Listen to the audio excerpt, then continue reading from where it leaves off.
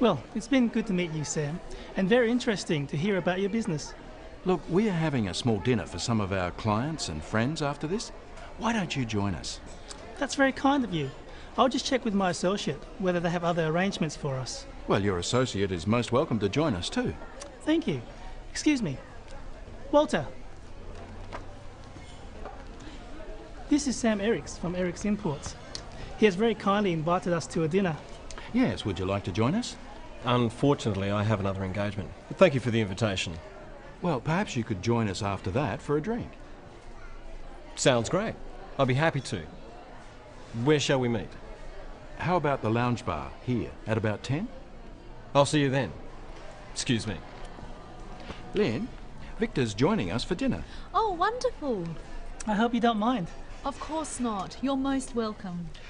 Well, shall we make a move? Would you mind if I just say goodbye to a few people? No problem. We'll see you outside in a few minutes. Okay.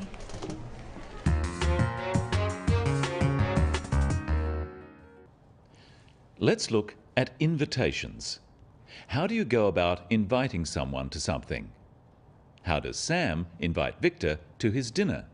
Look, we are having a small dinner for some of our clients and friends after this.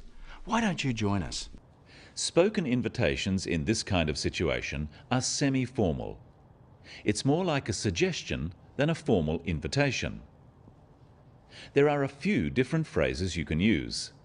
Practice them with Sam. Why don't you join us?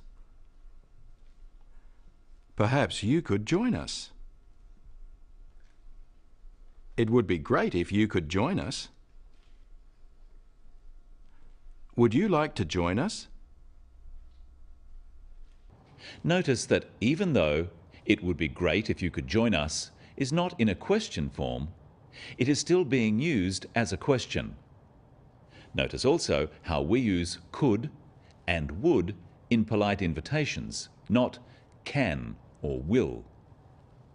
How does Victor reply? That's very kind of you. He says, "That's very kind of you." When replying to an invitation, first thank the other person for the invitation, then give your answer. Here's Victor with some different ways of doing this. Thank you. That's very kind of you. That sounds good. And you can put them all together like this. Thank you. That's very kind of you. Sounds good. After thanking the person who asked, you need to give an answer. Either accept the invitation, or don't accept the invitation, or give a reason why you can't answer. What does Victor do? That's very kind of you. I'll just check with my associate whether they have other arrangements for us. Victor says he has to check with someone else. If there are other arrangements, Victor would make an excuse. When refusing an invitation, you should give a reason. Look at this. Would you like to join us? No thanks. Oh, right. It's rude just to say no without a reason. And the reason should be a good one. Look again. Would you like to join us? No thanks. It doesn't sound very interesting. Oh. Sam would rightly be offended by that reply.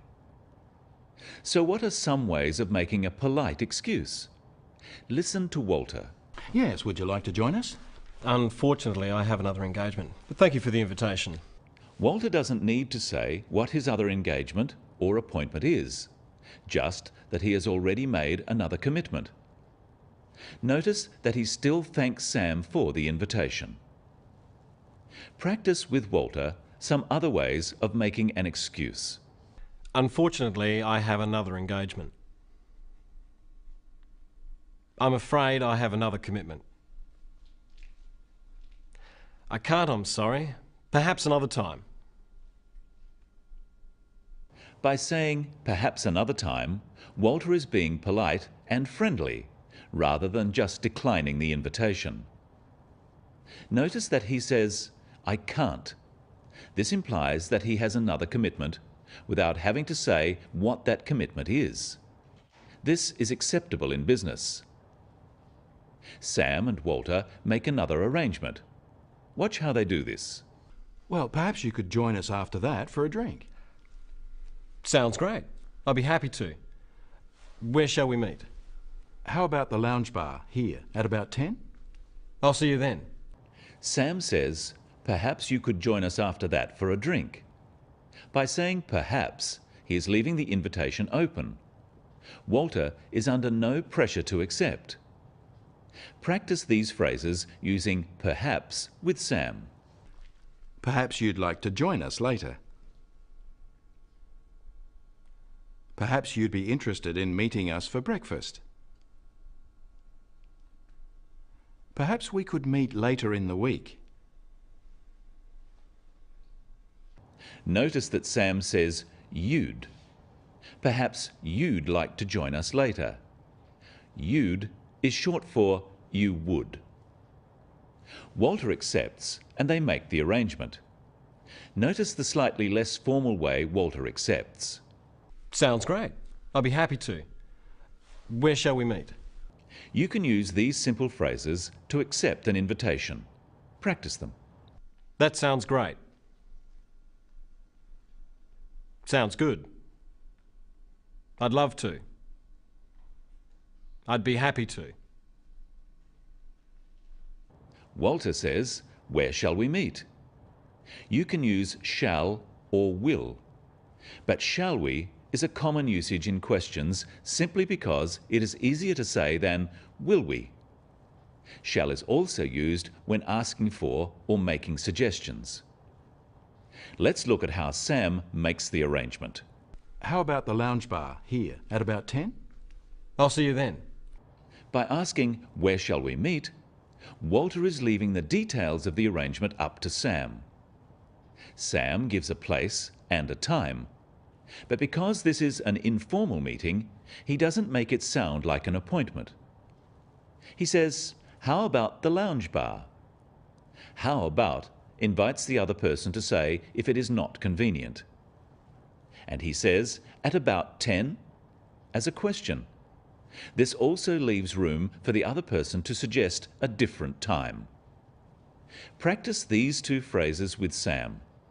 Listen carefully to Sam's voice and whether he uses a rising or falling tone. How about the lounge bar here? About 10? Walter confirms the arrangement by saying, I'll see you then. This is now a definite commitment and an end to the arrangement.